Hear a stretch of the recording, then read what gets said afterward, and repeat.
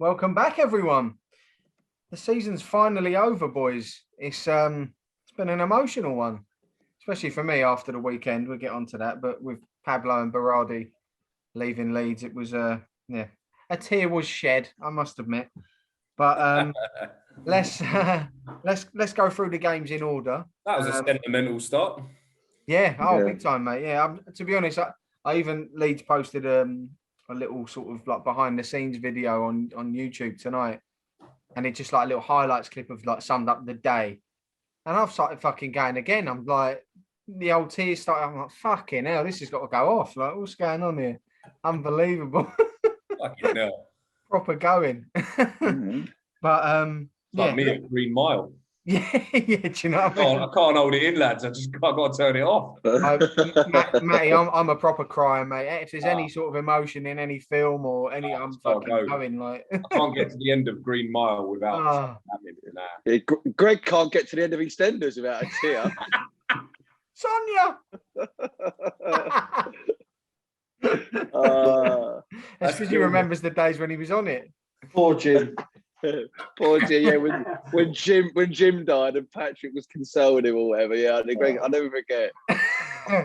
He rang me and told me, I was like, I didn't even know you watch EastEnders, but now you're telling me you're crying over it. Like, fuck it.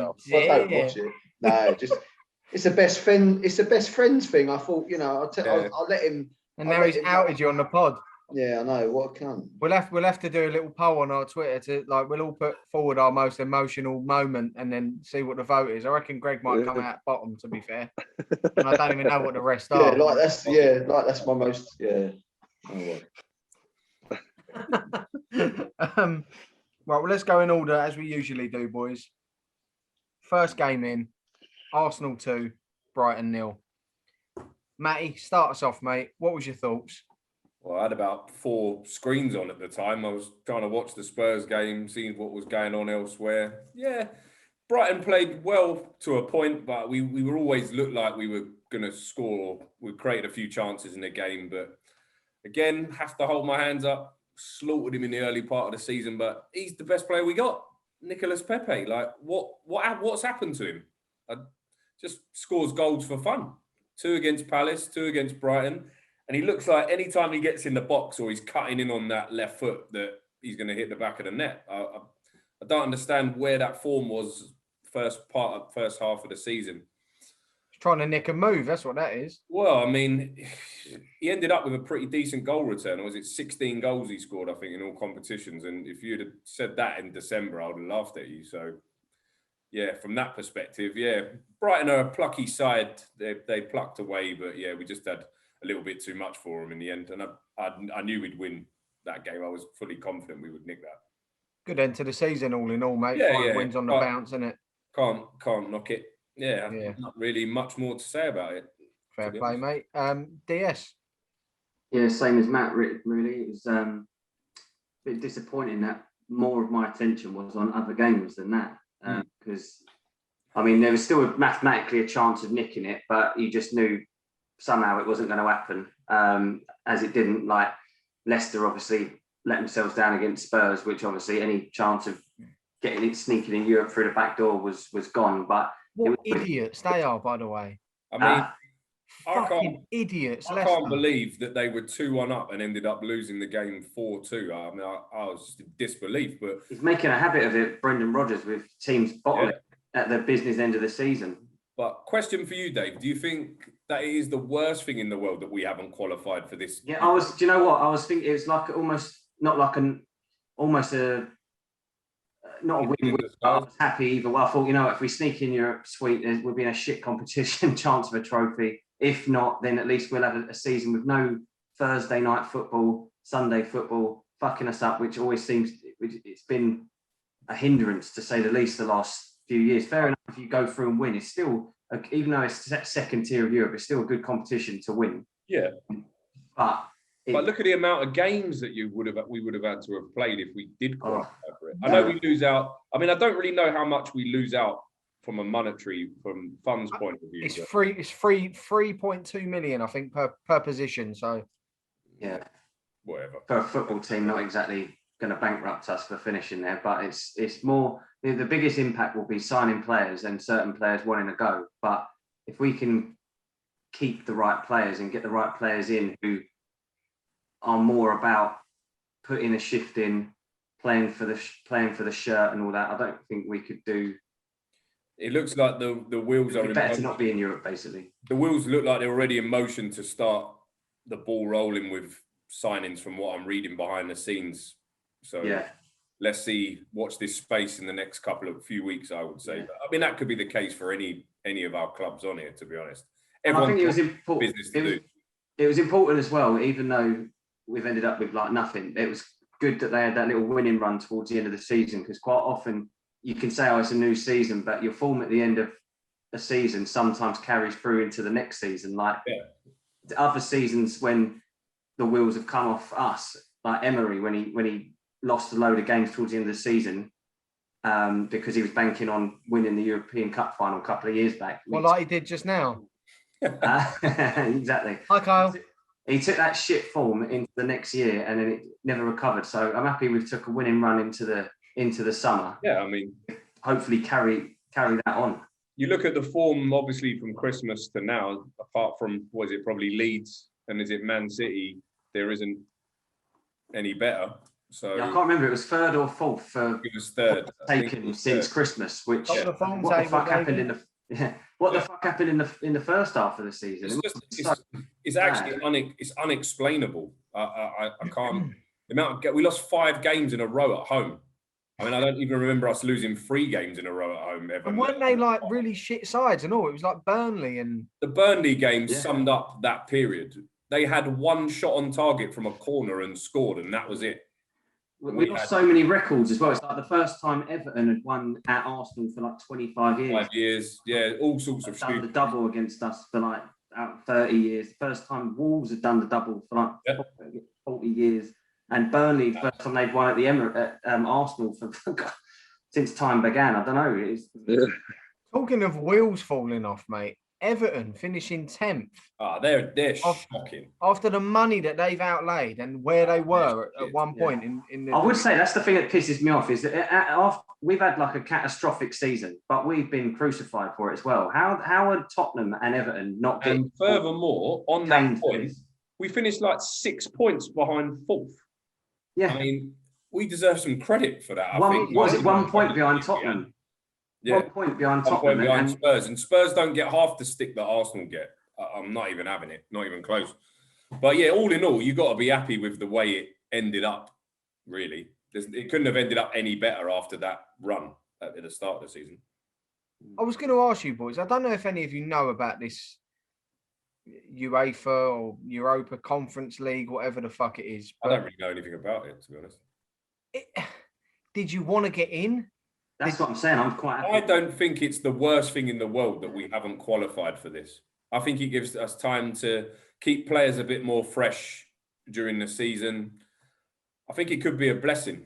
Yeah. I still think there's a big, even though obviously we didn't finish that far behind 4th, I still think there's a bit of a gulf there in gap. Them teams are going to strengthen as well. So let's not be fooled. The thing is, though, Matty, for the likes of Leicester and West Ham, they're going to have to strengthen because they're going to have a lot of football games. I don't think West Ham will be there next season.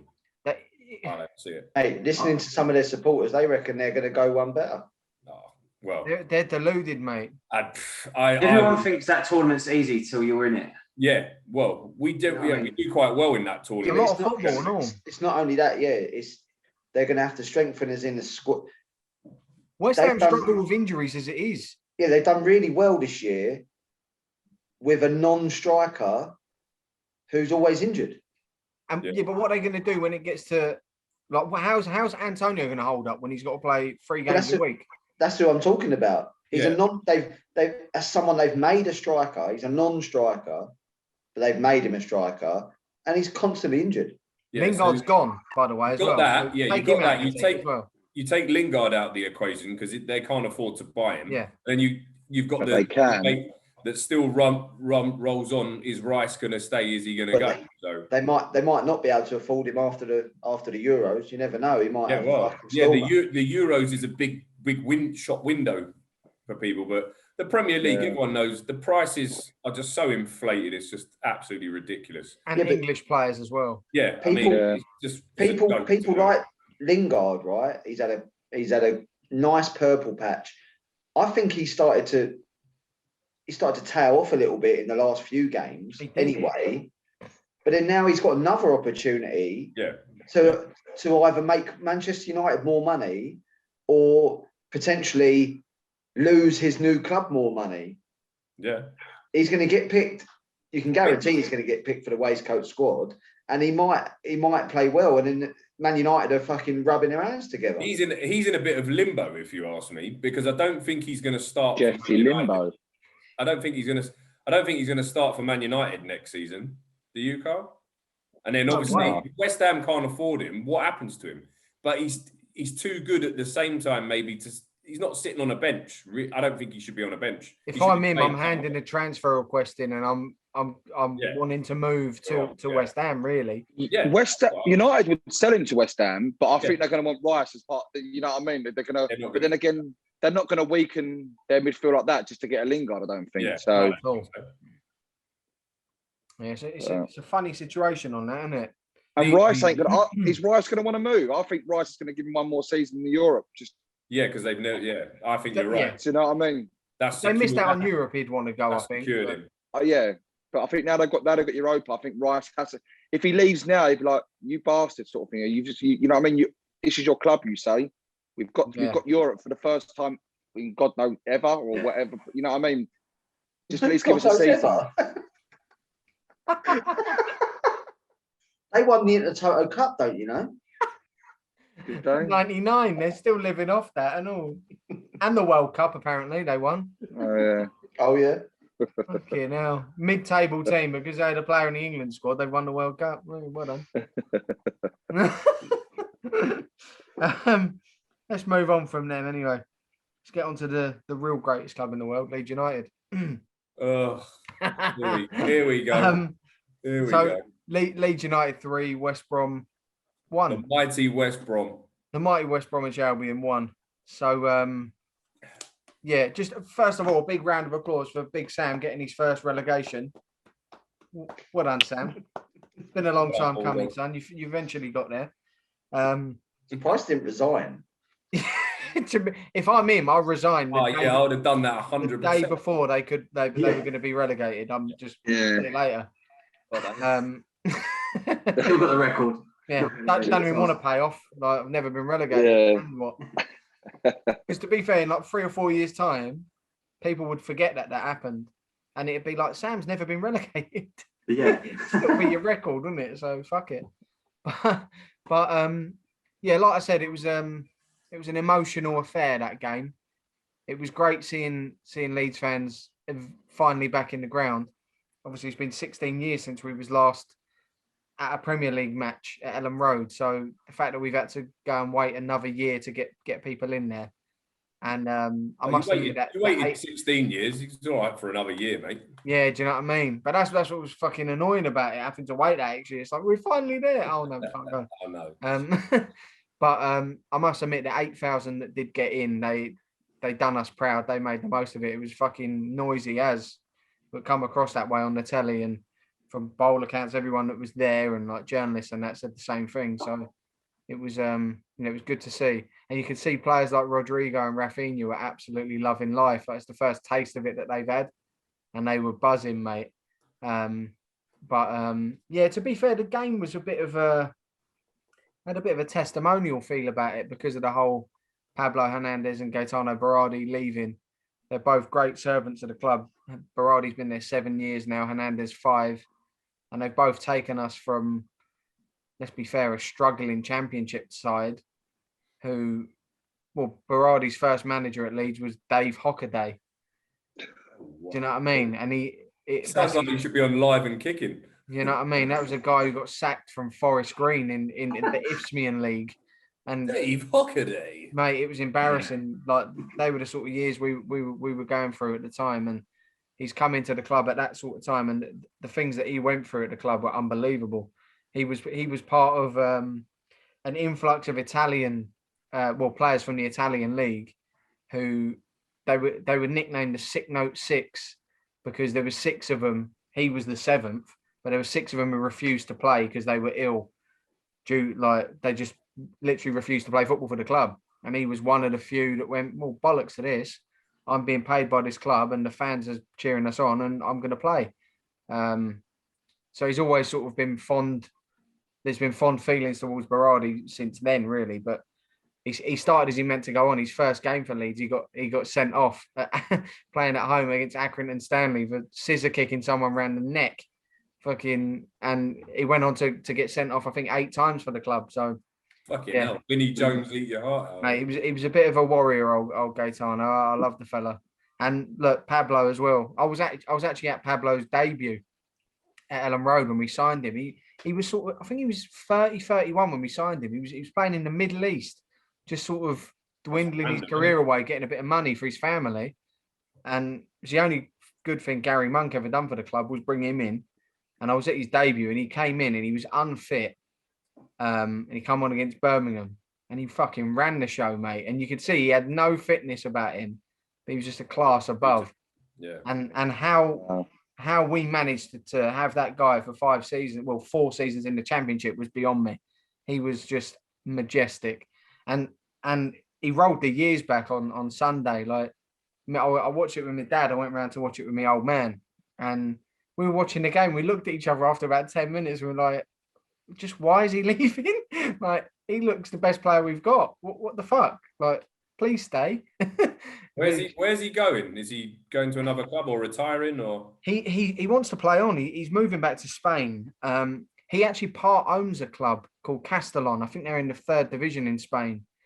But because he was asked the question, is he going to go and play for them? And he said eventually yes, but I've still got 2 or 3 years left in me. So I think he's going to be honest, it wouldn't surprise me if he ends up in La Liga. Mishu Part 2 went to really for his brothers. Yeah, honestly, mate.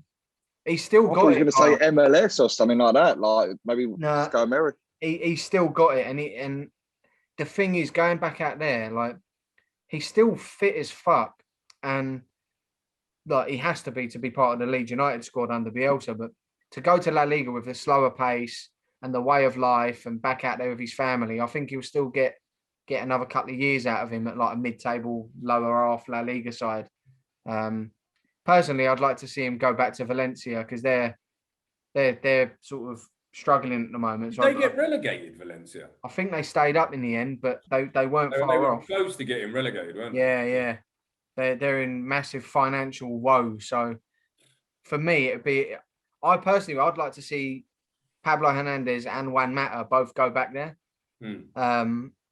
Because they came through at the same time, and it'd be sort of a bit of nostalgia if they sort of both went back there. I think it'd be class.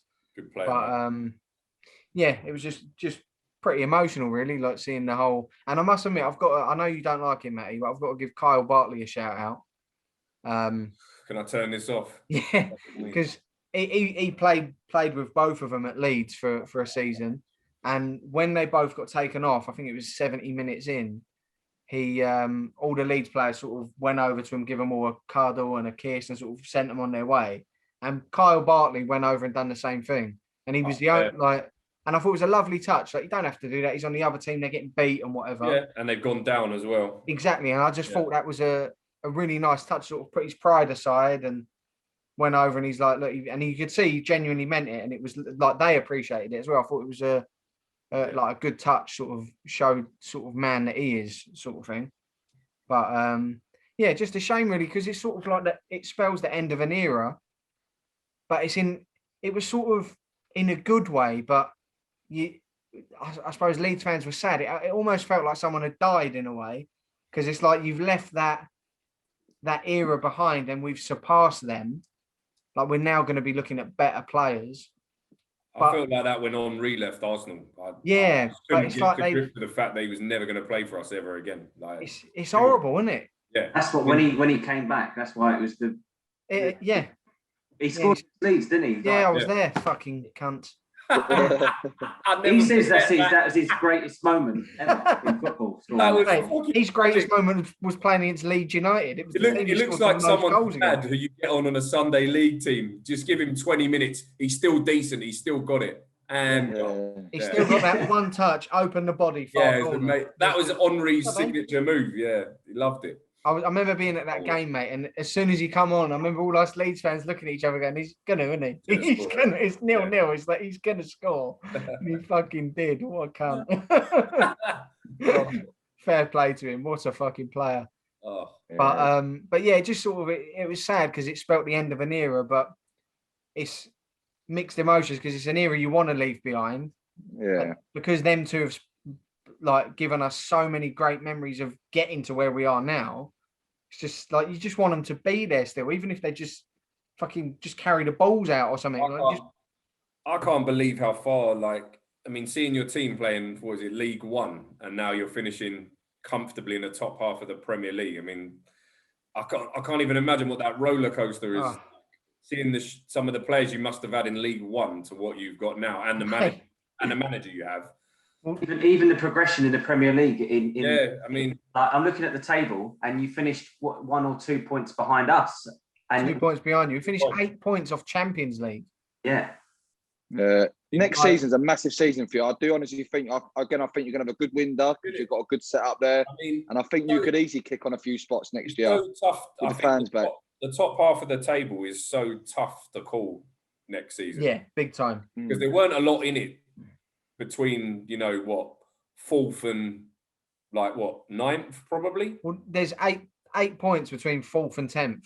Yeah, I mean, that's crazy. That's fucking, It's nothing. Not even absolutely nothing, mate. And when you take into account Wolves and Brighton done the double over Leeds this year. Well, I won't even go about who've done the double over us, Dave? But you know what I mean? Like, if we turn them two, like, even if we turn the 2 games against both them teams into 4 points each, we're in the Champions League. Yeah.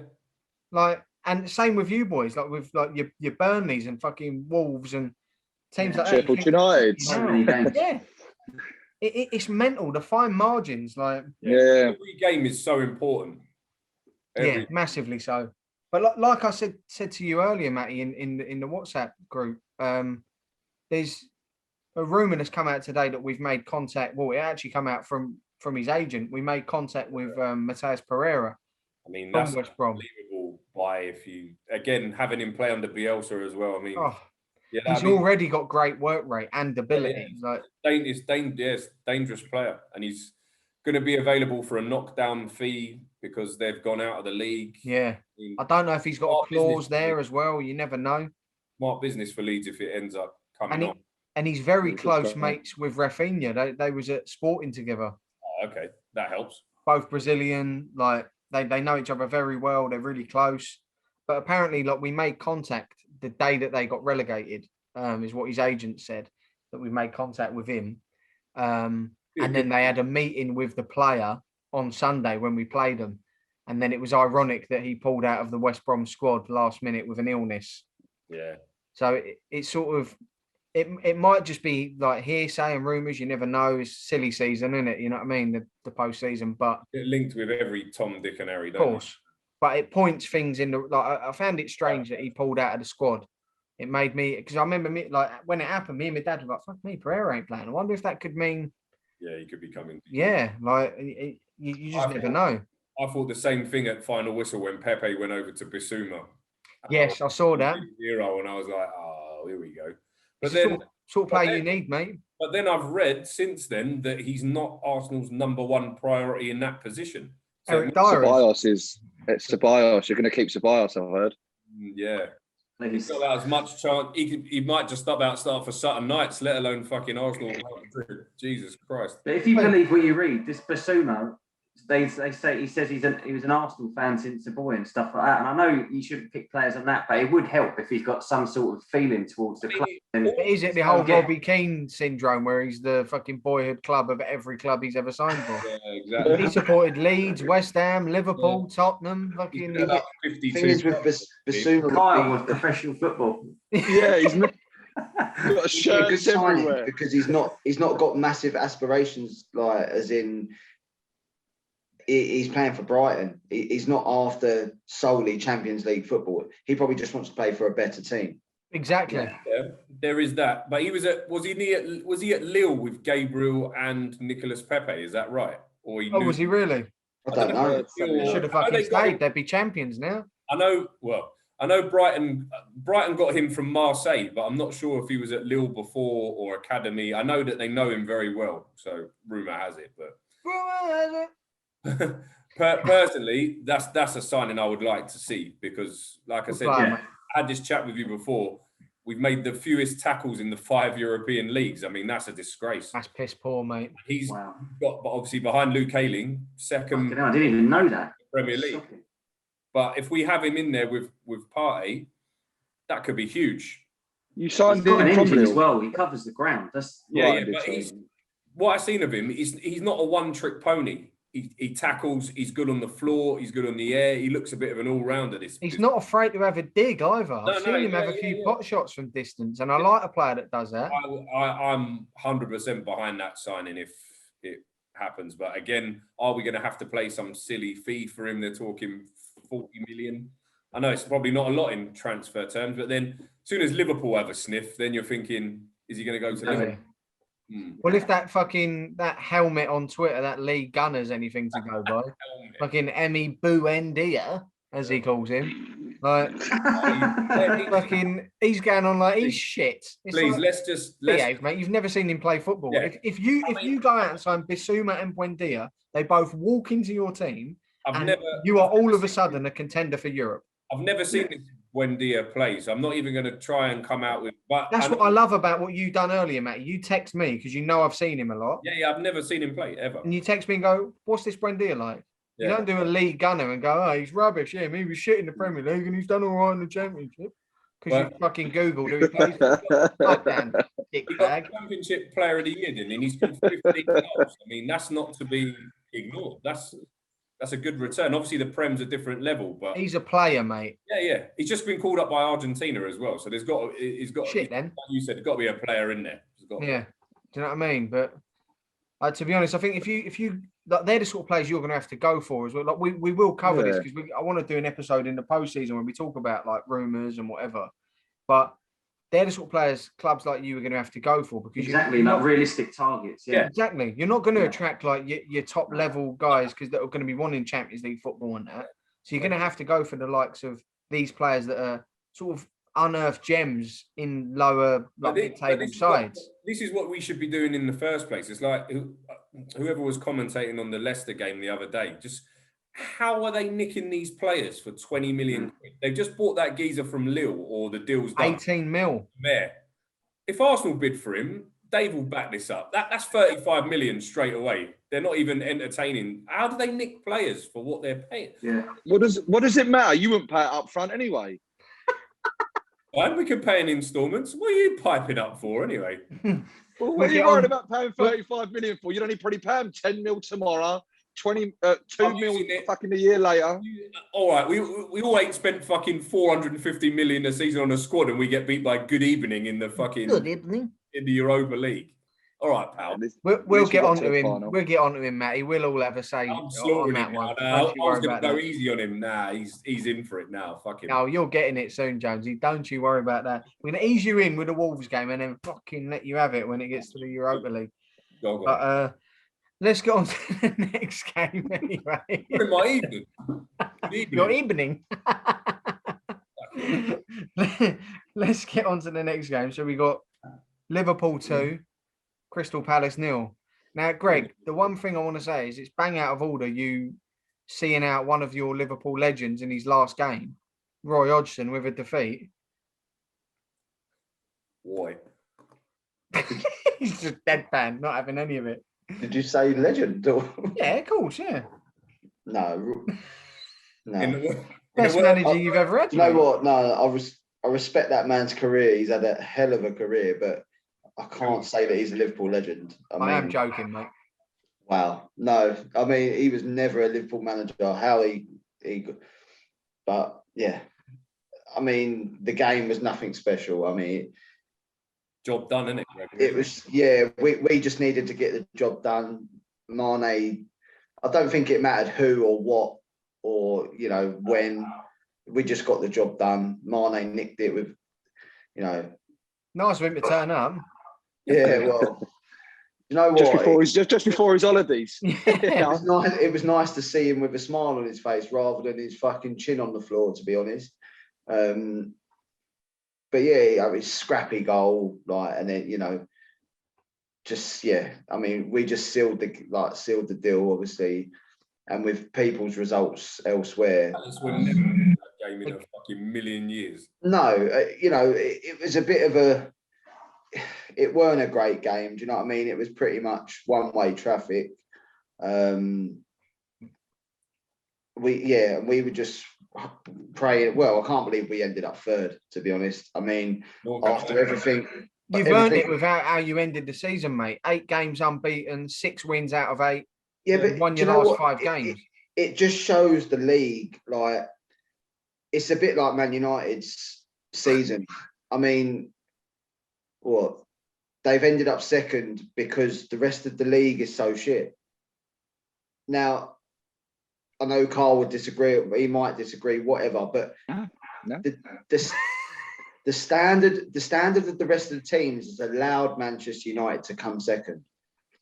Now, we can all hope that we turn it around and then next year we're better, i.e. Liverpool, Chelsea, whoever else you want to try and throw in that mix. Yeah, Leeds.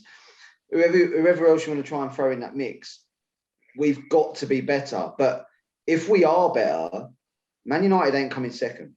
No, not at all. Greg, you only finished 5 points behind them. I know, and that's what I'm trying to say. It's a bit 2 wins, and plus you'll have players fit like Gomez. But it's not just. How many times did you lose at Anfield this season? Well, when it double figures. Do you know what I mean? You turned 2 of them into wins. You're above Man United. I just massive. Ifs and buts and maybes. To the two youngsters at the back, mate. They proper stepped up. They deserve credit. And I mean, I think he'd throw himself in front of a bus, Nat Phillips. Do you know what I mean? Well, he'd have to if Trent keeps giving him fucking hospital balls like that. No, but it's mad, isn't it? Someone you can easily get disheartened. He's 23 and he's never had a sniff, and he's been sent out on loan, and he's had hard paper round and all. Fucking 23. Don't you think he looks like he runs a scaffolding company or something? But he could have easily just been picked because he was the last resort, and he could have sulked. He could have just thought, "Fuck you, lot, you're only using me." Do you know what I mean? But he's taken his chance, and we've even obviously spoke about him possibly getting an England call up. Obviously, he didn't, but it wouldn't have been out of turn to say that he might have actually deserved it. No, but no one deserves it unless you're Gareth Southgate's mate. So he's been. Can't wait for performance and what you do in the league doesn't matter for England. Thrown in the deep end, and you know what? There was times when you've questioned them, but to come out the other end and finish third, results went our way, obviously, but I mean, it's a good end to finish in the Champions League. Oh yeah, 100%. And thing is, we were just thinking about fourth. Do you know what I mean? Yeah. We were just thinking about scraping fourth, and somehow we've ended up third. And 5 points behind Man United, who have had an amazing season, to come second, and then lose to Good Evening. But we've not had an amazing season. Yeah, I think you have. You have for the level. For the level you're at now, in recent years, you've had a decent season. We'll lend you an It's been an improvement of a season. But it's a false reading. This is what I'm trying to say. It's a false reading because I've been saying this all season on all the podcasts. I've been saying it's not how bad the other teams are. It's really a false reading, though. They finished second after 38 games. They've had fans in their stadium. No one else. For progress. Only twice. For progress, it's a false reading because maybe next year, when hopefully, as I'm saying, other teams are now going to find their level again, because let's get it straight. This league's been fucked this year. Only one team's found their level throughout the whole way, and that's Man City. Yeah. Well, they had their took them dip, a to while be to fair. get I'm going. not being They funny. had a dip. They Yeah, were they like had a down in dip. 9th or 10th at one point. I thought, fuck it. Yeah. They had a dip, but then they found the level where no one else could get to. Where prior to that, previous years, we did. Whoever else you want to, well, it was only us and Man City for a couple of years. But, next year, you're looking at Chelsea, Liverpool, Man United, if you strengthen. But I don't think I don't know. It's just, I just think it's been very. I'm going to make a call now, especially based on the news that, like, Ollie at the wheel might get another 3 years. They ain't getting top 4 next season. Depends who we sign. I don't give a fuck who you sign. With that geezer training them week in, week out, you ain't getting top 4 next season. We'll turn you over 6-2 again at Old Trafford. Don't worry about that. How did the following game go? All right. Well, you didn't get much out of it. You'd have got the same as us. Yeah, but no, we got a point. Yeah, so we got more out of it than we did the last time. So. We got 4 points. Right up to the last debate. We'll take 4 points off you again next year. Bet you don't. You lot, you need to stop making bets. You do. That arsehole will fall out of your boys at Ellen Road, mate. Yeah, McTominay will be in tears when he walks out of that atmosphere when he's fucking getting pelters. They won't know what's hit him. Not when he plays for Scotland. And now you lost to us out of form. Like, you know what I mean? We've been poor and you lost to us. So we'll see. The end of the season for us was abysmal. I'm not going to. But we'd already done our hard work. We didn't have to worry about that shit. But yeah, no, happy. Couldn't believe we come third. To be honest, I thought we were just banking on scraping fourth, but yeah, end up third. So it hasn't turned out all bad. Well, let's get on to old scummy bollocks over there anyway. And your last game of the season in the Premier League, Wolves 1, Man United 2. What was your thoughts on that? If you have many, very happy. To be fair, played a bit of a young team. Yeah. And do you know what? Like, again, we all love it when you watch your youth and your kids come through and play for your team.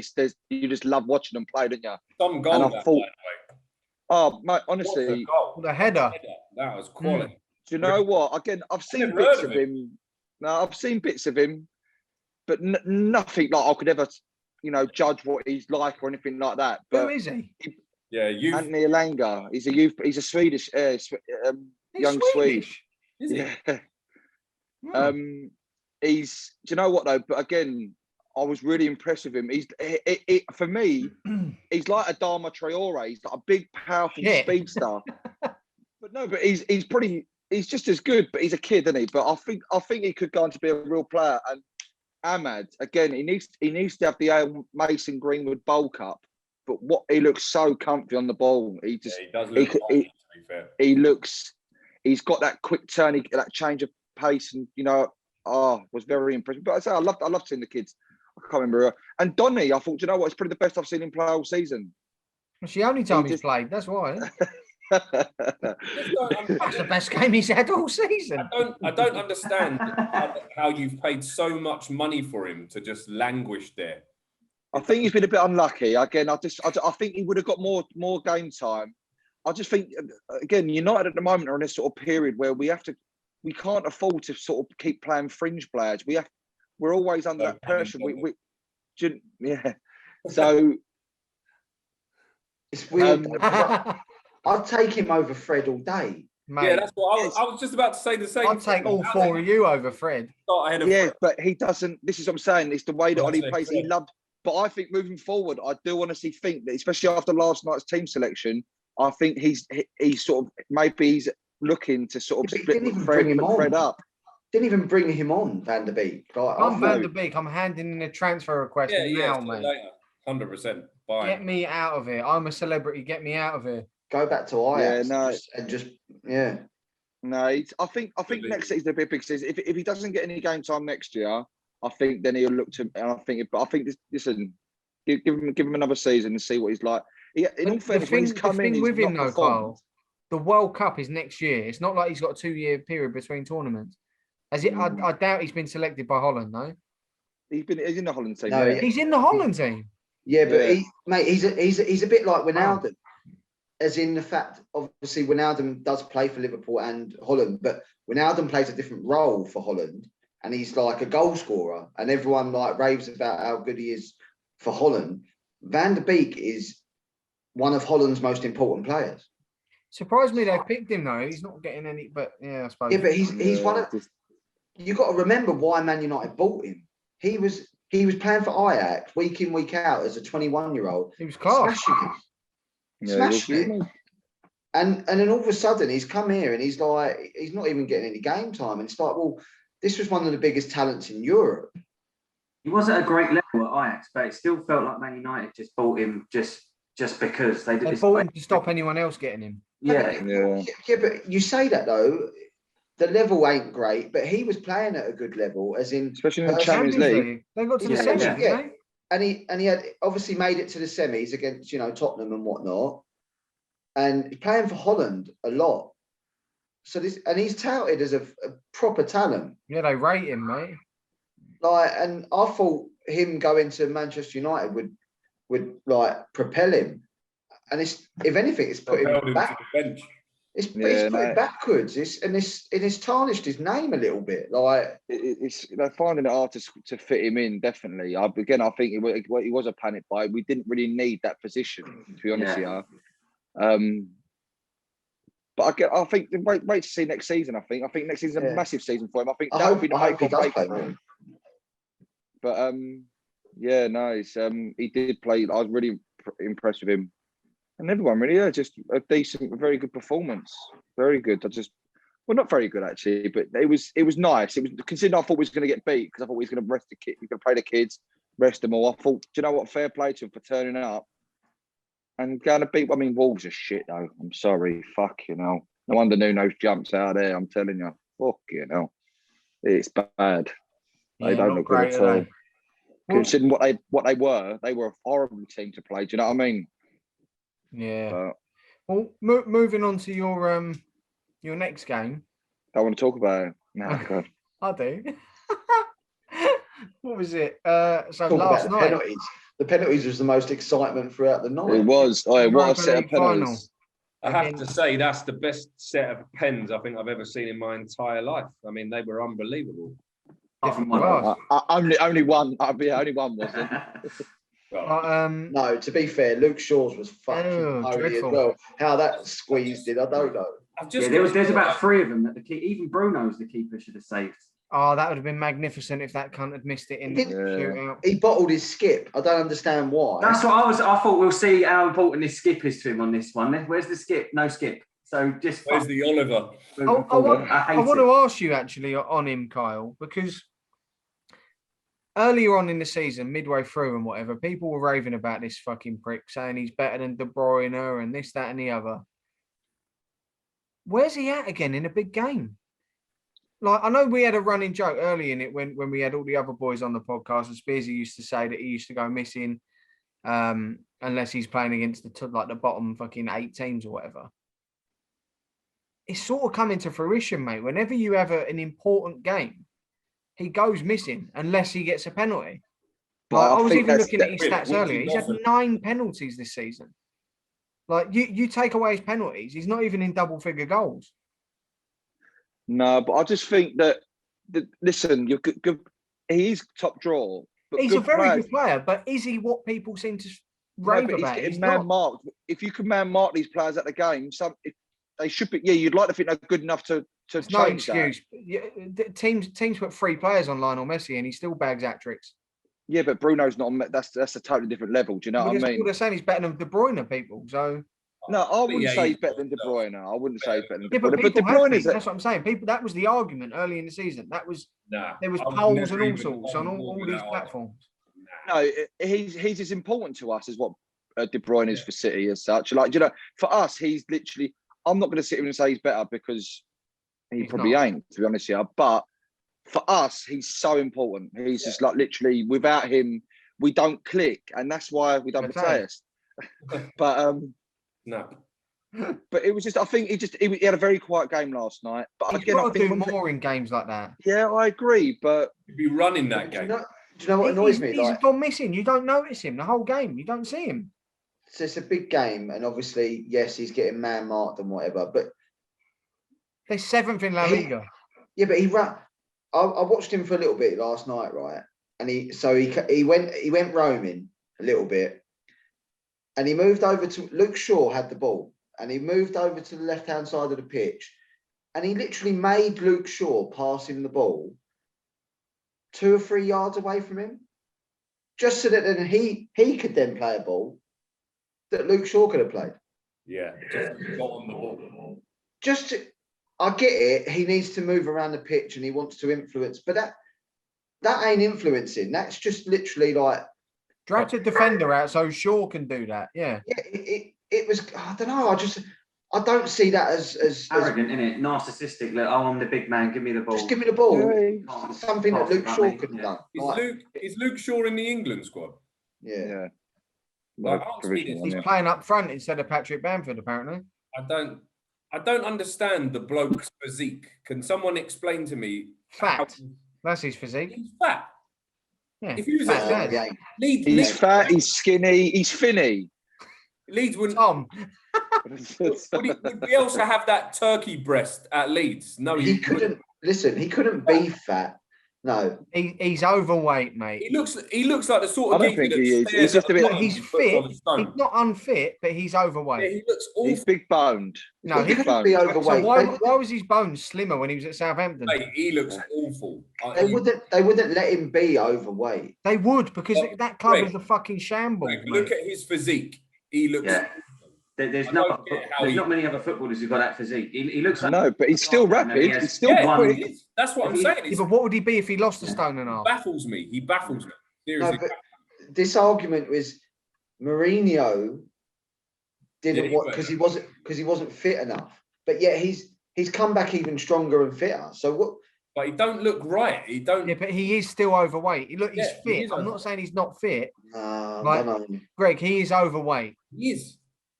He's not overweight. He might be strength. Hang on. He's skinny, but he's overweight for a Premier League footballer. At that level, he's overweight.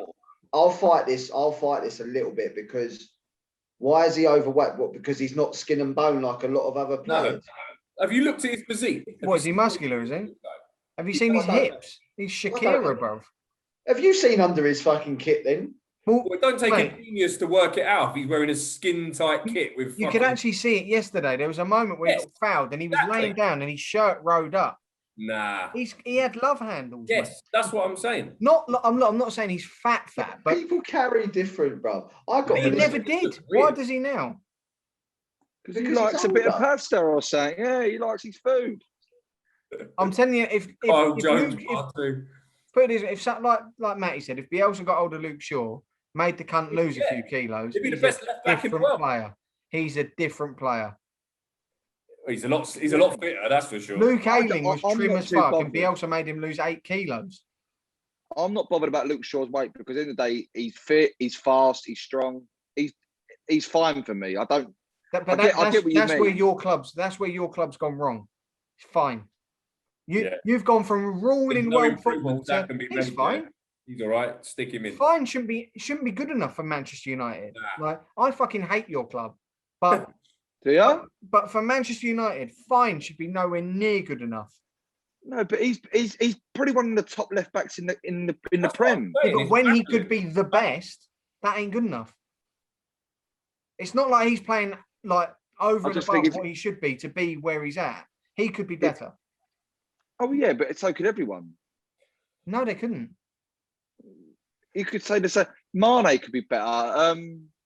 Yeah, it could be better this season, but in general, Mane's been playing unbelievable. But you could say he could be better. Pepe could be better. Everyone could be better. Leave Pepe out of it. Solskjaer has to get more out of these players. Oh yeah. Oh listen. That's the point. Luke Shaw has to be better. He has to be in better shape, which would make him a better player.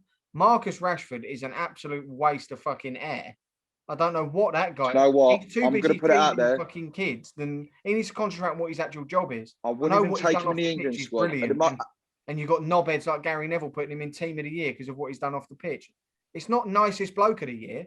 It's Team of the Year based on what they're doing in the football. Last night was one of the worst performances I've seen of him. I mean, mate. he actually done nothing. And do you know what? I don't think he's shit. I think he has had a bad season. Really, give him another year like that, Jonesy. He's nowhere near your side. Greenwood. No, I agree. I agree. And if we get Sancho, I'm thinking Sancho left, Greenwood right, Cavani or whoever, someone down the middle. Rashford's the English Federico Makeda, then. Yeah, Dele part 2. But Rashford was being compared to him back. Rashford was being compared to him back a couple of years ago or whatever. And I'm thinking, fucking hell, the tables have turned now. Like, do you know what I mean? He was like, I mean, listen, on his day he can play well, but he was lazy last night. I mean, it was just like, and you're playing on the left, but he was offside. About him now.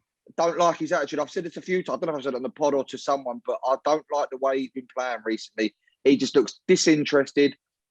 And he puts fucking MBE on his shirt next season. That's all he's fucking interested. Marcus fucking Rashford MBE. Play football, and he dragged Greenwood last night. And the Greenwood, I was shocked. And that's what I'm saying. Taking off Greenwood and Greenwood's Pogba. Twice the player. When you're trying to win a game, you take off Greenwood and Pogba. Yeah, well done. What I've seen, I think he's a really good. I think Greenwood's class act. Very good player. And I think we're not going to see the best of him for another 2 or 3 years yet. But I think in 2 or 3 years, I think we're going to have some player. He could be top level player. I just don't see him as a number 9 though. I still see him as that winger on the winger player. Yeah, wide. He's a winger. He could even become a 10, I think. Yeah. I think out wide, I think the big things could happen for him if he carries on. Yeah.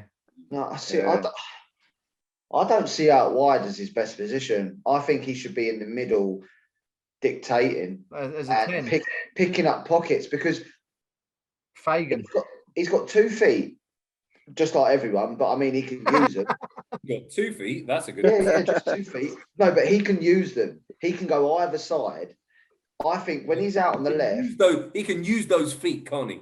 But it's easy for a top left back to show him down the line. Top fat back. They don't give him the inside where he wants to obviously unleash his left foot. They just show him the line, so he runs into like avenues that he then has to turn around and just pass the ball back to Wan-Bissaka, who can't cross. But if he's in central, he can play 1-2s with people. He can then just either side, bang, bang, as soon as he gets half a yard. I personally think he should go into the 10. Yeah. Sort of players that he's got more subtle with what he's not like a billion step overs. Like a goal where he killed very quick feet. Mings with just that little turn and then banged it in one of the previous games. And if he's give him half a yard and he's got, you're thinking, we've got him with a yard, 20 yards out, you're sort of sitting forward thinking, this got a good chance of going in. Whereas other players, you'd be like, nah. If he isolates the left back, he's fucking unreal. He'll take them on because they don't know where he's going. But when they double up on him and that, he hasn't got electric pace where he can get past them and everything like that. He then relies on his brain, and that's why I just think he'd be more suited to being central in the pitch. I can see why you have that. I agree, I do agree. Yeah. It's an interesting. They rate him. They say he's going to be a number 9, don't they? The club, but you've got Solskjaer who hasn't got a fucking clue what anyone is. So, well done. Let's move on. Well, let's move on to penalties. Let's move on. Let's move on to the penalties then. Good evening. I thought you meant move on completely. No. What was your thought? We've got it extra time now. We touched on it before we come on air about De Gea. For me, as a goalkeeper, you go up and you take a penalty like how Rulli did. You put your fucking laces through it. It's a goal kick with a net in front of you. And if you put your laces through it and fucking spank it, I just don't understand why he didn't do it. Chances are it's going to go in. Rulli's penalty was unbelievable. It ended up top bins, which unruly. I'm not saying he's planned for it to go there, but he's just gone up and he's put his fucking foot through it. What's De Gea doing, thinking he's Sergio Aguero and I'm going to just fucking stroll up to this and bend it in bottom corner? I'm surprised he didn't skip. I'm surprised he didn't. He should have done. He should have done, shouldn't he? He should have done the Bruno hop. That would have been hilarious. But why isn't he just running up and smashing it down the middle? And if he misses, he misses. Just go, well, No, I know. sorry. And I get that. I do get that. I think that goalkeepers, again, there's only one way to take a penalty, and is that. But like I said to you, don't try and get clever. No, I wouldn't do as a goalkeeper. But again, if he if the keeper dies the other way, we're thinking, how calm is that for a goalkeeper? Yeah, it's fine. It's fine margins. It's 50-50 a penalty, isn't it? Do you know what I mean? Exactly. So it is. Question for you. I don't blame him. I do not blame him. Do you blame him for any of the saves? No, I don't. How's his stat getting on, by the way? He's not saved a penalty in 36. Surely Solskjaer's got to bring Henderson on, no, before penalties? That's what look how small. That's what I was going to ask Kyle, but not forget what happened last night before the game. Would you have picked Henderson over? No, but would you bring him on before the shootout, knowing his penalty record? That's quite smart. Yeah, but what is it? I don't even know his penalty record. Oh, what, knowing De Gea's penalty record or knowing Hendo's? Both. I think Henderson saved 4 out of his last 12. The goalkeeping, that would be the possibility. I don't know the goalkeeping team. They would have known. Oh yeah. That De Gea can't save a penalty. They would have known the stats. They would have known that De Gea has not saved a penalty since 2016. They would have known that Dean Henderson's, saved 4 out of the last 12 or whatever. They would have known that. So there's no one fault to say to Ole Gunnar, maybe you should make this sub because David De Gea can't save penalties. Can you imagine if he made that change and Man United won? That's like legendary, isn't it? Mm. Bringing the keeper on for the pens and then he ends up winning it for you. Well, Tim I just think that he's a better goalkeeper, De Gea. So I would have stuck with De Gea and thought, well, but penalties is a different. It's a niche. Yeah, it's a different ball game. But Willy Caballero is not as good as other goalkeepers. Yes, he's got a good penalty. He's a penalty goal saving goalkeeper. Yeah, Tim Krul, he's known as a shot stopper, but a shot stopper that can't save penalties. I don't get it. No, it's weird. Shit stopper. Did you see with the penalties, or was it me? Like there was like half-hearted attempts. You know the bit when they kind of go down on the floor and turn to the side like they tried, but that's just weak for me. Surely you've got to go wherever you're going, rather than surely you just pick bottom right hand corner. Yeah. Fuck what happens. I'm diving there. I'm going that way rather than. It's now over 40 penalties he's saved. He's faced without saving one. That's obscene. That's horrendous. Dean Henderson. Yeah, no, but I just think Henderson's presence in a goal as well is not. He's small and that's why he saves less penalties. But I don't know. I'm not being funny. You could have bought Lee Grant, and he probably would have had a better chance. He would have. He probably scored, isn't it? They would have had more chance. Nah, listen, I don't blame De Gea. I just think one of the things because De Gea it's easy to blame. You'd have been better off putting Pogba in the net. No, we're not. And hoping he scored his penalty. We're not blaming. We're just putting it out there. No, but it's easy to criticise the one that misses, isn't it? We've all done it. No, we're not blaming him for missing. We're blaming him for not saving. Like it's a poor record. Yeah, but a penalty favours the striker, the one who's taking the penalty. We've come to a conclusion, Greg. They're happy being mediocre now. Man United. 36 attempts. Are you telling me that he's fine? That's all they need now. He's fine. It's fine. Moving on. Gone are the days of your Schmeichels and your fucking Cantona. Fine. It's all right. Fine. We'll move on. Fine. We'll move on. And now we're going from Manchester. You fine, Ted. We will move on. And we will go for our baller and donkey. Oh shit! I haven't even thought about this. Oh, I generally haven't. So it was in the PDF, Matty. I'm sorry, I didn't read up on today's document, fellas. We'll start with you, Dave. Yeah, don't start with me. What we doing first, Dom? All right, we'll start with donkey, Dave. Who did I have? I had Schmeichel. Oh yes, punched the ball into his own net at the most crucial time. Well, apart from the FA Cup, the most crucial time in the season. I mean, he had a blinder in the FA Cup final.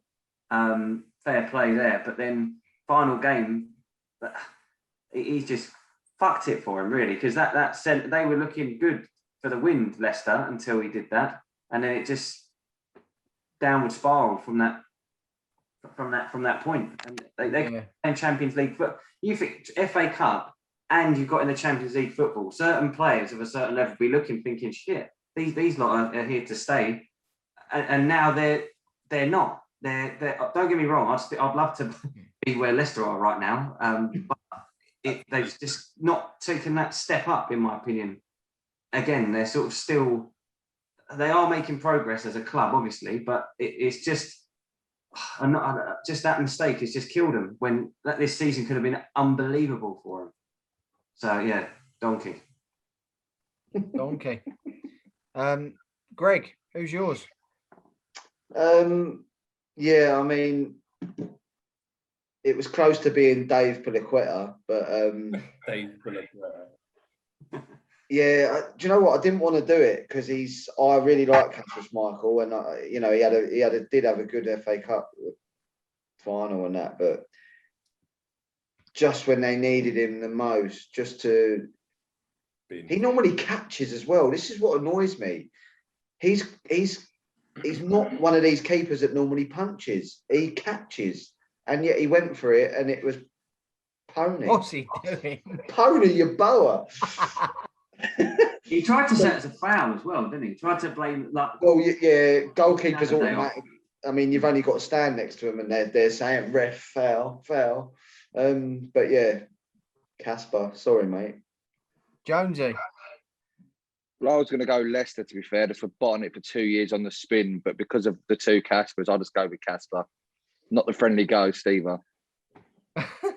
Well, you've literally just copied me because I had Leicester down as mine. Oh, well, I'll go Leicester then. I just didn't think. I didn't know if we could keep picking teams. You know what I mean? I thought it was meant to be a player of some sort. What you want, mate? Well, I'll go with my original then. I'll go Leicester.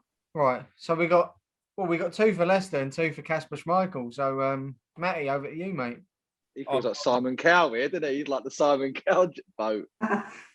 Oh yeah, I mean, go to the audience. On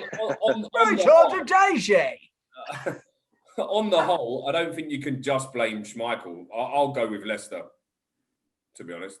It's a team effort, and they monumentally fucked it up. He balls it up. Well done, Leicester. Absolutely pony Dorigo, mate. I've got a lot of time for that. I thought you might like that one. Well, we'll stay with you, Boyle. Have you got your baller? There's only one possible baller. You can't pick him. Joe Willock? You can't pick him. Willock, man. Yeah, he's a goonie. You can't pick him. He's unbelievable. He's unbelievable. 7 in 7. Come on. And did you see his tricky little run? I mean, yeah. I'm not even going to speak about it anymore. Joe Willock, mate. It'd be good to get him back next year for you boys, really.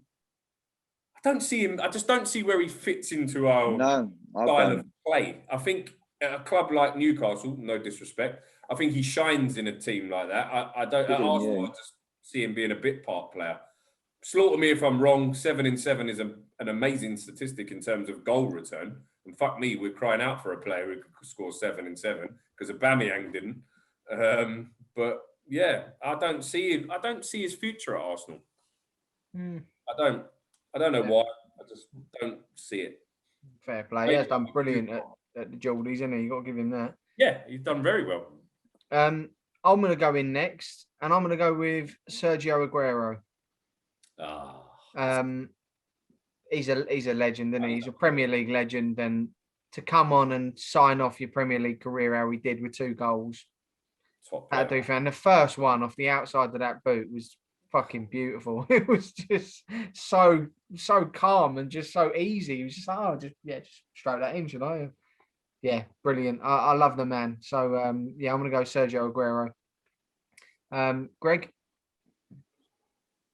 Yeah, he is the obvious one for me, but do you know what? I've slated him. I'm gonna go Pepe. Hey! Buendia's better than him. He's better. I don't know what it is. Yeah, he's just found a bit of form lately, and I think that's the Pepe that they probably thought they should have had the whole time. Fuck knows what was going on before and whether he's just finding his feet. I don't know. But if he can carry on like that, there's a player there. I think I'm gutted the season ended when it did because he was the main man.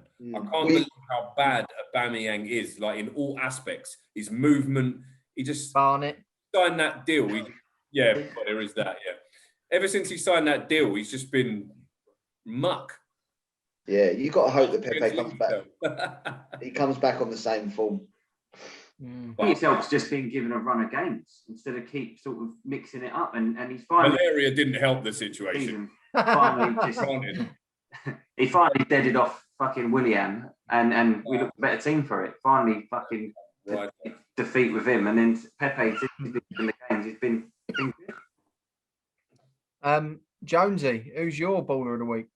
Yeah, well, me and you've gone pretty similar. Or it's been similar. We've gone the same, man. I promise you, we didn't arrange this, guys. But yeah, do you know what? It was between pretty Pepe and Aguero, but Pepe's got a chance to win it again next year. Aguero's never gonna get it again. And do you know what? Again, even though he's a rival, for me personally, he's probably the best striker that we've ever had in the Prem. I know it's a big. I just think he's fucking class. What a player. And again, it was nice. It should have got the Hattie really, but I wanted him to get a Hattie. Yeah. It would have been, but just to get a couple, yeah. No, I love the bloke really. What a striker. Yeah, he's sorry to see him go. To be honest, I think that's a 3-horse race between Shearer, Aguero, and Henry, the top three. And all very different players, even completely different. Yeah. You wouldn't mind that as your front three, though, would you? Yeah. Well, Shearer could couldn't he? You'd have to have Henry and Aguero out wide. Oh. Yeah. Dave, who's yours, mate? Yeah, Aguero. Same reasons. The goals he scored were really good in that game, regardless of anything that's gone before or anything. But then, yeah, obviously throwing it in the mix. It's his last game. I think he nabbed the record, didn't he, for like most goals? Over Rooney, didn't he? Yeah, so he nabbed the record there as well just before leaving. And like you say, he has put himself. Everyone's going to have their own opinion on who's the best ever in the Prem, but he's put himself in that conversation of the top handful easily. And yeah, someone that all the neutrals could always enjoy watching. Yeah, no, he's definitely in the conversation, the guy, 100%. But yeah, so that confirms it anyway. Donkey of the week is Leicester City, and baller of the week is Aguero. Had to do it just for old time's sake. Oh, darn, it still gives me. Oh, I hated that moment. We'd won it. We'd fucking won it. It was ours. Well, for Phil Jones' face. Brilliant. Yeah. So well done, Sergio. Thank you for all the years really in the Premier League. He's been superb. Even as a neutral, what a guy. Great to watch him over the years. So let's move on to baller and donkey of the season. So I was going to go based on who's won the most ballers and who's won the most donkeys, but there isn't a unanimous in either. So we're gonna put it to vote. So we will start with you, Greg. You can pick which one you want to start with, either baller or donkey. What do you want to go with? Baller. We're finished on donkey. Right. Okay. So baller of the season. Who's yours, mate? I thought he was going to read the list out to us. Who was it? Foden. Absolute. This was his year. He's just cemented. Elevated. His talent. Yeah, his talent is world class. Yeah. He's not half bad, is he? Now, obviously, there's other players that have just had unbelievable seasons and whatnot, but he's announced himself to the world. That's why I'll put him up there for baller of the season. Yeah, no, it's a good shout, mate. Kyle. Got to go the same, really, innit? I We can't think don't of have anyone. to, no. So this baller ain't got me one. Foden's not even won our ball of the week, is he? He did win it. On our pod. He Has he has won one one baller of the week, yeah. Oh, he has won one Yeah. for us, has he? Yeah, I've got to go Foden, really. I think. Yeah. Yeah. It's a fair point, mate. We'll go with that. Pencil him in. Now, mine, I would love to vote for any of my boys because I think Stuart Dallas off the radar. I think he's a great shout. Yeah. For someone who's played so many positions and thrived in all of them, I think he's a great call. But for me, for the influence that the person's had on his team, I'm going to go Ruben Diaz. Bruno. Oh, I thought it was going to have Bruno. Behave. Allison for his header. Yeah, I'm going to go Ruben Diaz. I just think good shout. he's been the catalyst behind City's upward curve. So yeah, he's my baller of the season. Dave. I want to give a mention, same as you. You can't obviously vote for your own player, but to be fair, he wouldn't have won it anyway. But I want to give a mention to Saka for someone of his age to be the most important player for us. I know we've fallen short this year, but a club of our stature, for a young kid to be the most important player that the team's literally dragged the team at times. Pepe's done all right in patches and other players have done all right in patches, but he has literally dragged the team from beginning to end of the season, so he deserves a mention. But yes, it's Foden for City to have the season they've had with those players and to be probably their best player through the whole year at his age. And you just look at what he's won at his age, and he doesn't even have any hint of this smugness or arrogance that some of these other players have got who ain't done half of what he's done. So he looks like he's at the beginning of being an absolute legend. Yeah, great player in the making, him for sure. Well, that secures it anyway, Matty. Foden's got 3 votes, so regardless of who you vote for, it's not going to affect the outcome. But who's your baller of the season? Slightly, I could never bring myself to vote for him, given the rivalry, but I'm sitting here nearly crying even having to say this, but Harry Kane's got to get a mention. The geezer was finished top scorer, top assists, and none of you have even mentioned his name. Whether that's personal preference, I mean, and I'm an Arsenal fan and I'm saying that, he deserves a mention. He carries that team season on season, and if they didn't have him, they'd be in the bottom half of the league. Facts. They would, yeah. So, I think because of where they finished, yes, that's what takes him out of the equation for me. But I mean, personal. Moving on to Manchester City, I mean, fuck me. If they get Harry, we can all just kiss any one of you lot's teams that are near the top of the league, i.e. Kyle and Greg, you can kiss any title goodbye. Because if he goes to Man City, they're going to dominate for years. That's 23 goals and 14 assists in that Tottenham team. Yeah, I mean, what's he going to do when he's got Foden and fucking De Bruyne spraying balls into him? I mean, fuck me, who knows? But I'm the same opinion of you, Terry. I think Man City have been crying out for the stellar centre-back for a while now. They've got the pairing wrong quite a few times. Like you said, you hit the nail on the head, catalyst for the success. He's their new Vincent Kompany. Yeah, absolutely. So, yeah, he would be my baller of the season, yeah. Wow, fair play. Well, City all over, boys. But, yeah, Phil Foden gets baller of the season. Thoroughly deserved, really. He's been brilliant. We'll move over now to Donkey of the season. I'm going to start us off. And I'm going to go with Alexander Mitrovic. I think for the player he's been for Fulham in their march towards the Premier League, they had a lot of weight on his shoulders coming into the division to score the goals to keep him up. And he's not once turned up. He might as well not be in their squad. Like he's just shown so little effort and get up and go, and the lack of goals and towards the end of the season minutes really sort of show that. And I think with a firing Mitrovic, it could have been the difference between them staying up and going down. So, yeah, for me, Alexander Mitrovic. Dave. Tough one, really. I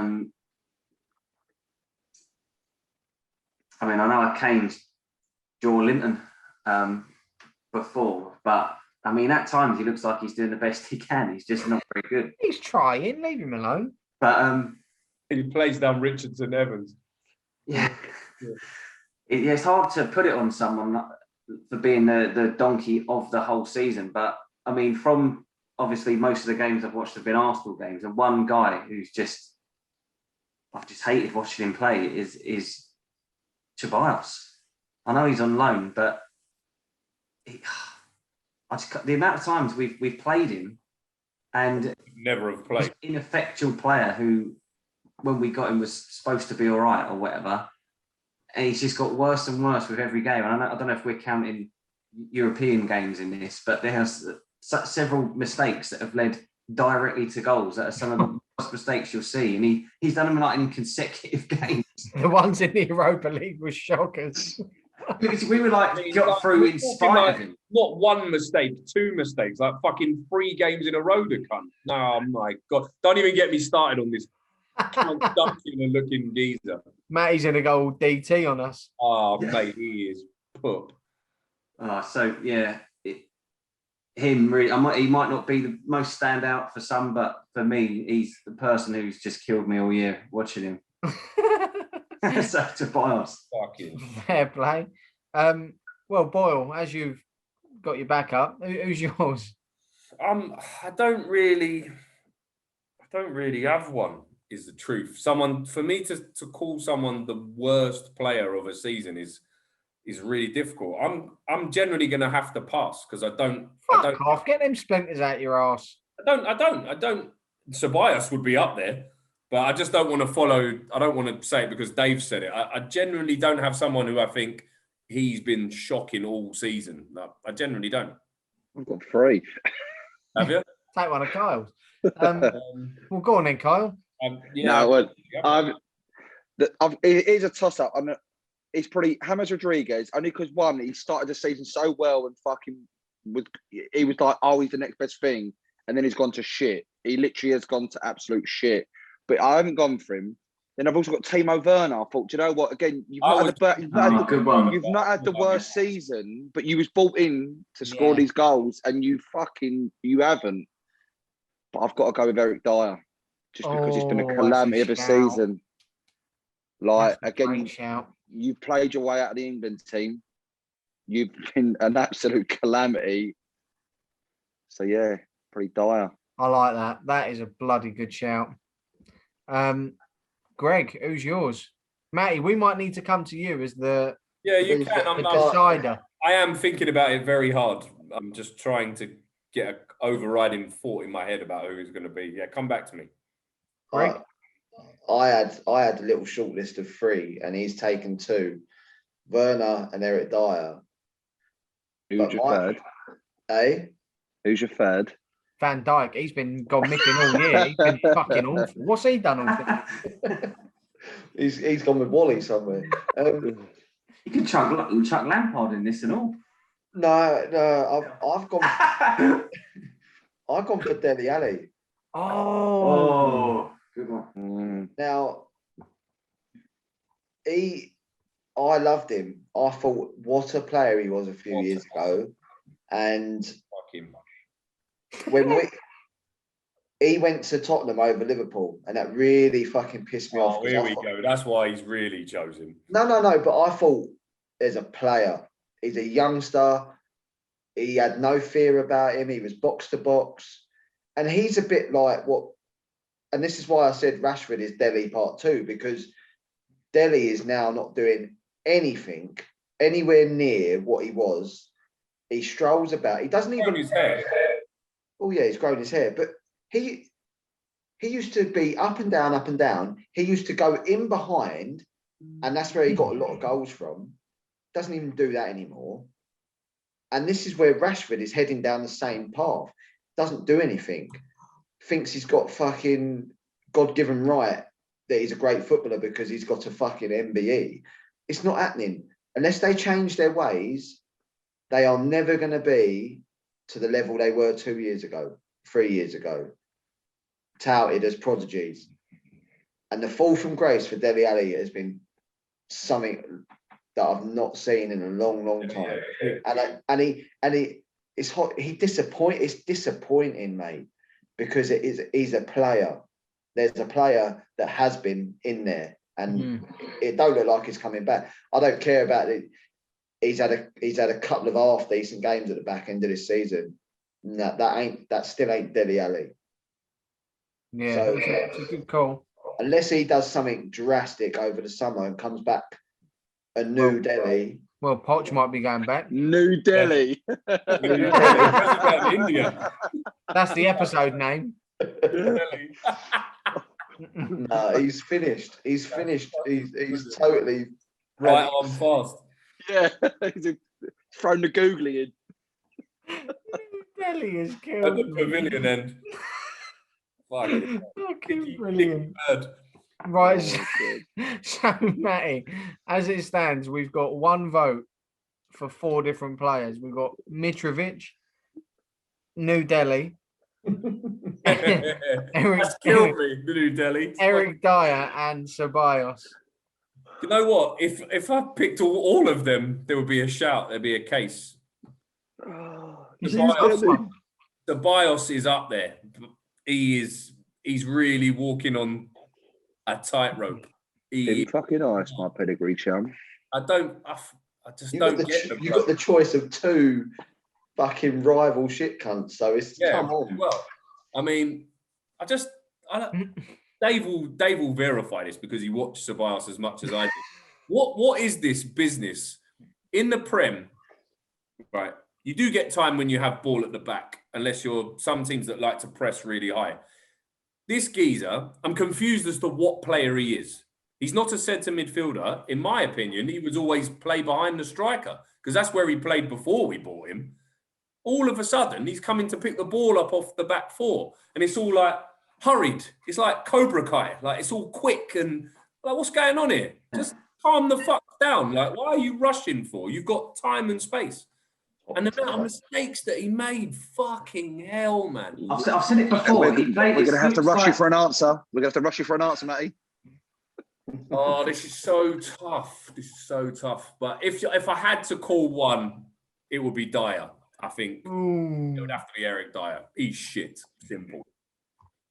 But Ceballos, my pedigree chum, you ran him very close, my friend. You ran him extremely close. Well, that crowns our baller and donkey of the season, boys. So, baller of the season is Phil Foden, who could crown it with, well, fingers crossed he does, with a Champions League trophy on the weekend. And donkey of the season is Eric Dyer. So, I'm quite happy with that because I think he's a fucking dreadful footballer. Special shout out to New Delhi, though. Yeah, that's fantastic, that. Pray for New Delhi. It could be a New Delhi.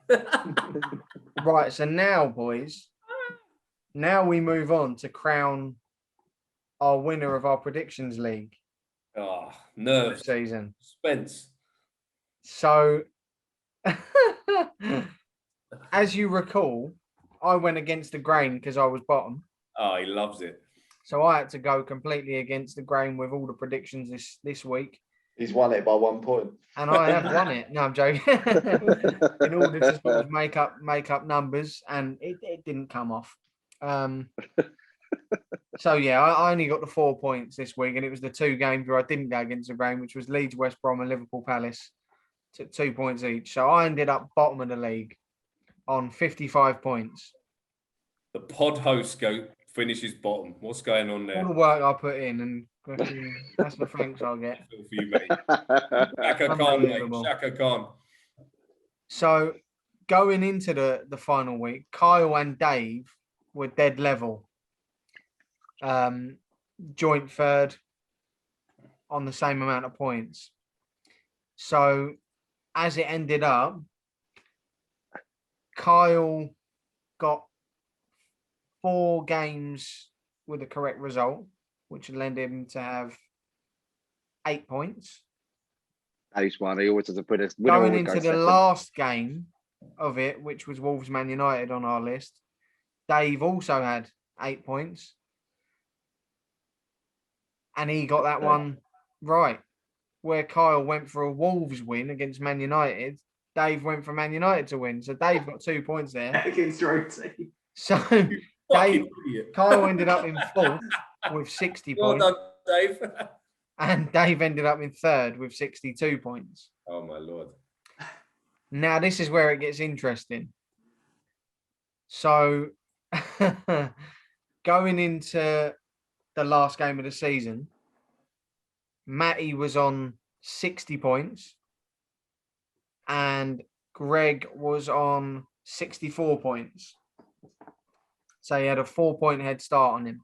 And I'm going to call these out in the order that we predicted them. So the first game was Palace Arsenal. Ended up 3-1 to Arsenal. I went for a draw, I think. Boyle went with 1-1, so come up with nothing. Yeah. Greg went with 2-0 Arsenal, so he's got 2 points. So he's now got a 6-point head start. Yeah. I love this game. The next one, I love this game.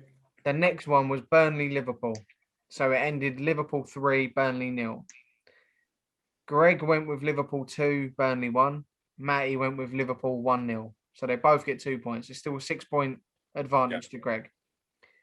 Next game, Arsenal 2, Brighton 0. Greg went with a Desmond, so he's gone 2-2. So he's come up dry on that one. Matty went with Arsenal 2, Brighton 1. So he's got 2 points. So it's back down to a 4-point advantage, which is where we started at. Fucking 0. The next game was Leeds United 3, West Brom 1. Greg went with Leeds United 3, West Brom 0. Led him to 2 points. With 2 minutes left of that game, that was the scoreline. It ended up 3-1. Matty went 3-1. So Matty has got 5 points there. So he's made the 3 points back. So there's only 1 point in it now.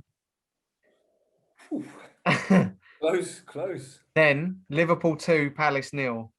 Greg's gone with Liverpool 3-1. Matty's gone with Liverpool 4-1. So you both level on that. 2 points apiece. There's still 1 point to Greg. Last game. Wolves 1, Man United 2. Greg's gone with Wolves 0, Man United 2, which got him 2 points. Did he call it right? Matty went with Wolves 1, Man United 3. So he got 2 points as well. So Greg only won by 1 point in the end. Well done. Matty, you took him close, mate. You got 13 points last game. And Greg got the 10. So he had a 4-point head start. So he beat you by 1 point. How's it gone down to that? Jesus Christ. So Boyle, you ended on 73 and Greg ended on 74. So Greg, well done, mate. Well done, Greg. You've won the inaugural predictions league, mate. Trophy. When we meet up, trophy, please. Yeah, we're sort of saying out on that. But how close was that? Fucking unlucky, Matty. You get an extra chicken thigh. Oh, fuck me, I won't if you're coming round. Jesus Christ. I'm not sitting near you anywhere ever again, my friend. You don't get one, you finish second. You get a What are you getting then? A biscuit? you get my second hand bug roll. Soggy biscuit. The side sauce. Yeah, you get to share my dip with me. Oh, that's fair. That's fair. Yeah, it was that brings the season to an end anyway, boys. We will all over. We'll do a few episodes during the Euros. And I'd like to do a few during the post-season when transfers start coming through, news-wise, and get our reaction on them and whatnot. But before we sort of end this, just want your predictions on where you think England will get to in the Euros. Me. I'm including you, Matty, but I want your where Scotland will end up as well. So we'll start with you, actually, Matty. Where do you think Scotland, what do you think will happen with them in the Euros? It's difficult to say because anything for us could be a bonus, even a point. I mean, if we get a point in the first game, I think we're being very much underestimated, which I think could be a mistake, especially with.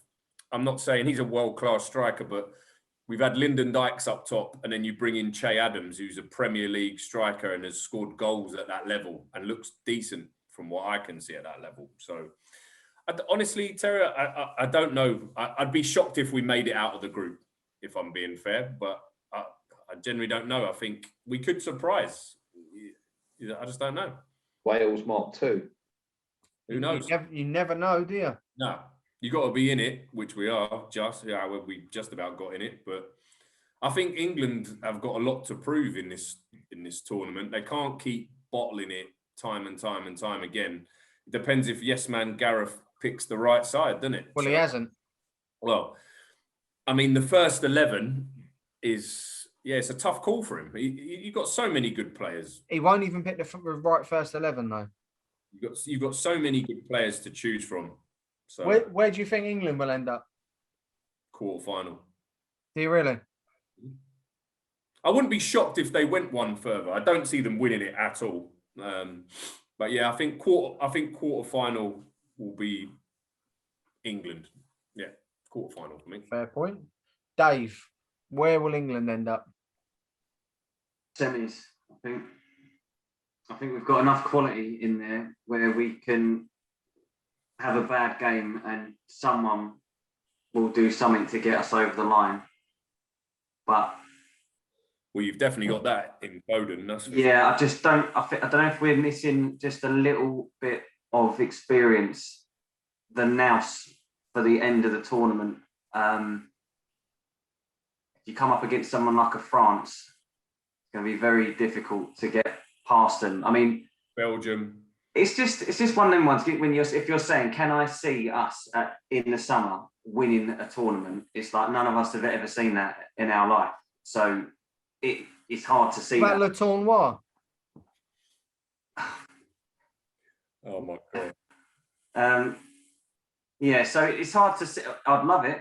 But I don't know. My gut feeling is just saying semis. I don't know if this might be a sort of breakthrough for certain players this tournament, but we won't quite have enough. And then the next one is the one where we can actually do something. But semis, I reckon. Fair point. Jonesy. No, I'm just going to throw out there. Final. All right. Give us a day out. Yeah. What? Yeah. Yeah. Greg. Final. Wow. Greg's having a big think about this one. I don't know. Like you said, it all depends on who gets Southgate. Do you want me to go with mine while you're thinking? I think we've had such a good. We always do it. We have such a good qualification. We big them up. In Luxembourg. We big them up, and then we'll come up against a top team somewhere, and we won't be able to do it. Quarter-final. Quarters. I'm going to say that we get knocked out at round of 16. I think we finish second in the group because we always seem to falter somewhere in the group stage, and I think it'll be the first game against Croatia. I think he'll pick a negative side, and I think they'll end up sneaking one by us and beating us. And then going into that Scotland game, you're panicking then. You know what I mean? I think we get through the group. I think we get through in second place. And then I don't know if you've seen who we face if we finish second in the group. Who do you get? Who would you get? You face the winner of the group between France, Germany, Portugal, and Hungary. So whoever wins that group you face if you come second. So whoever wins that group beats us. That's my prediction. I think we come second in the group and then get knocked out. I wouldn't fancy England's chances against France. And if we come first, who do we? If we come first, we face the runner-up in the group of Spain, Sweden, Poland, and Slovakia. That's our only hope. Yeah. But let's have it right with the talent that England have. Even if you agree with all the players that he's picked, blah blah blah. You've got to win your group. You have to win the group, though. Yeah, that's what I'm saying. You should win. You should win this group. You should win the group. Yeah, but we should have won so many groups in so many tournaments.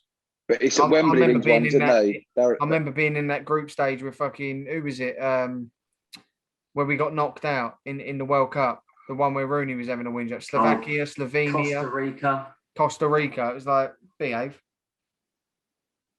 You know what I mean? So, yeah, there's group stages. Well, look, that was the one, wasn't it? Italy, Uruguay, Costa Rica. And we finished bottom of the group. And then Italy were third. Uruguay and Costa Rica went through. Wow.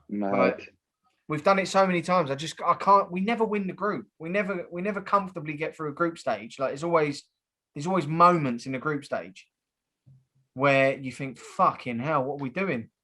Like so, and I think we're going to have them moments, especially playing Scotland. It wouldn't surprise me if Scotland beat us. Well, obviously, you'd love to eat your words, and I would love to. No, I wouldn't. I hope they go out in the group stage because they didn't pick Bamford, so I hope they get knocked out in the group stage and Southgate gets the fucking tin tack because he's an incompetent cunt.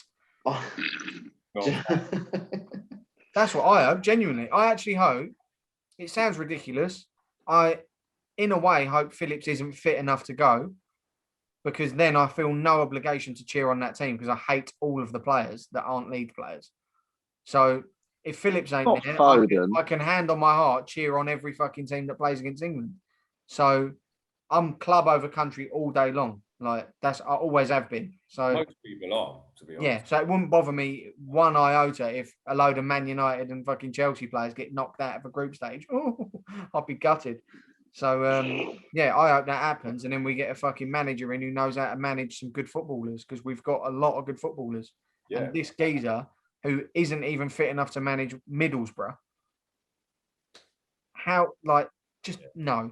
Sorry. That is what's always let us down over the years is the quality of management and tactics in charge of the England teams. Even if we do get far, we could play a side that is not on paper got anywhere near as much talent, but they'll have a manager who knows how to organise them, knows how to basically do what Villarreal did to Arsenal and to Man United. Yeah. Maybe less quality players or players who were good but are slightly past it, like Modric for Croatia, but they're set up in a way that just gets a result. And we always look a little bit amateurish with our tactics and approach. I just think, go and get yourself a Rafa Benitez. We always do it though. We're decent against the lower teams. As soon as we come up against a big team, we seem like we don't know how to win it. Yeah. The only time that I would say in my lifetime watching England convincingly actually trounced two top teams is England, Germany 5-1. When you beat Spain. And Spain away. Yeah, when you smash Spain. Funny enough. And surely Holland in Euro 96. Yeah. Euro 96. Funny enough, I watched that document. I was watching a documentary about Sergio Ramos last night on Prime, and it showed that game where England took them to town. Because he got ruined in that game by Sterling. Pissed all over. Apart from that, big teams, we freeze. It's got to change, surely. So it's got to change at some point. It hasn't changed in 60 odd years. So I know, but I just think. What are you lot thinking is the ideal scenario in terms of what does he go with in the mid? I think the midfield is a big call for England. The back, there isn't a great depth there, to be honest. He's got competition in the wide areas. With the attacking talent we've got, he needs to play two holding players. That's it. Who do you think he's going to play? Not who you want to play. Who do you think he's going to play? Rice and who else? Rice and Phillips, if they're fit. Phillips, yeah. I think that's who he should play, and I think that's amazing. I think he'll play Henderson. If Henderson goes, if he's fit, he'll play Henderson over Phillips. And I don't want him to do it, but he will. Trust me, he will. To be honest, I actually do agree with Kyle. I think he should play Henderson and Rice and Phillips, but I think he'll play Henderson and Rice. Who do you think he's going to go at right back? Who do you think you'll go at right? Carl Walker. I think you've got to go Walker. He might even go Trippier. With the Trent ain't going. Trent ain't going to go. With the two holding midfielders, it frees us up to have attacking fullbacks. It would actually be perfect for someone like Trent, but he's not going to. To be honest, it's hard to not pick Kyle Walker as your first choice right back. And then you go, for me, you go with Chilwell because I think he's better going forward than Shaw. Yeah. And then I'd go with like your front three ahead of Rice and Phillips. I'd go Mount, Sancho, and Foden, and then Kane ahead of them. I mean, just with the names that you've mentioned there, that's good enough to fucking put the Frighteners up any team. It's good enough to win the tournament. Of course it is. But with the way that he will set them up, even if he picked that team, the way he'll set them up, we won't win the Mount tournament. has had a great season. I think it'll be Sterling. It'll be Sterling and Rashford either side of Kane. 100%. That's what I think he'll do. Yeah, 100% it will. It'll be Sterling and Rashford and Foden in the 10. But for me, Foden's better coming off of a wide position. I'd have Mount in the 10 for his work rate as well. I'd have Foden drifting in from a wide position and Sancho doing the same of the opposite side, and they can switch. On form, Mount should play all day. Has to play. Yeah. But he won't. But he probably won't. Grealish. yeah.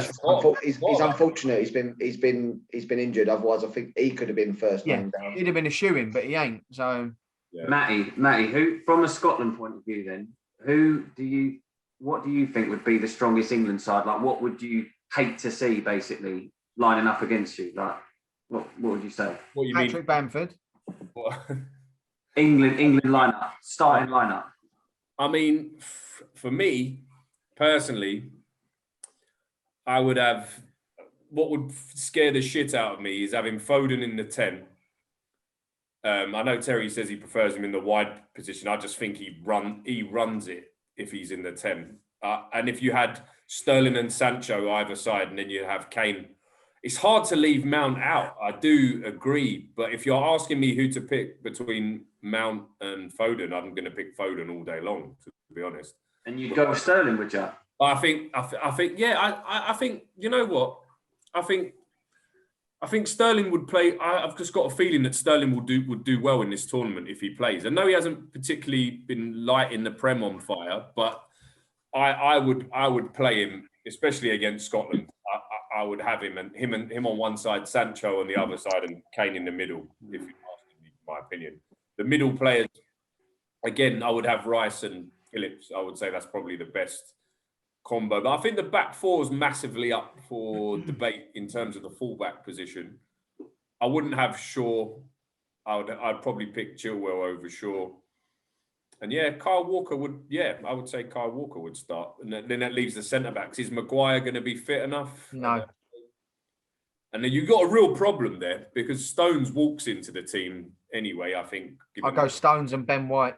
Yeah, I think White's got to be. He's got to be up there, surely. But it's going to be Mings. Stones and Mings. Yeah, it'll be Stones and Mings. It will be. Mings is nah. Shit. Yeah, I've heard Villa fans on TalkSport last night going, how the fuck's Esri Konsa not ahead of him in the England call-up? Yeah. Why is Mings anywhere near? Like, that's Villa fans. Yeah, that's their own side. That says it all. Like, it's one for me, you have Stones and White there. They're both so good on the ball as well. They're both capable of spraying a fucking 60, 70-yard ball out to a winger. Well, if he's free. Ben White can actually play in CDM as well. So. Yeah, Ben White can travel as well. If they leave it open, and so can Stones, he'll just mosey on through the middle. I do think Phillips Scotland will drop in. I do think Scotland can cause England problems with their work rate and their desire. I think England might, no, not struggle, but if you're asking me, I'd expect England to beat Scotland regardless. But I do. The problem we have, though, Matty, is we will knock the ball about at the back, knock the ball about in midfield, not really try and penetrate, go at you and try and play you off the park and beat you by half time. And then before you know it, it's 0-0 and there's 20 minutes left. And then all of a sudden you get a bit nervy and Scotland start getting the odd chance and the odd set piece. That's always our undoing. We're too negative.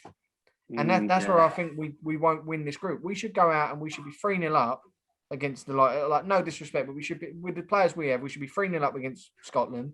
Same against Czech Republic. Same against fucking Croatia. I know Croatia have got some good players, but they're all over the hill. By half time, we should have all these games sewn up.